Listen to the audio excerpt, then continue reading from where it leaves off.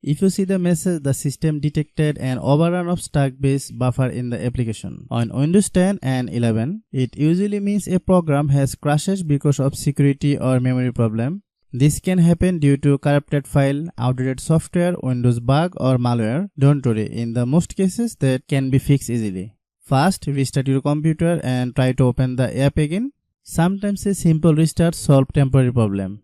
If the error still appear, update Windows 10 and 11 and also update the app causing this issue. Old software version often create compatibility problem. If the problem start after installing a new app, uninstall that app and check again.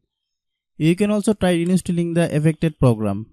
Finally, make sure your devices are updated, especially graphics and system driver. Keep Windows and app updated helps prevent this error from happening again.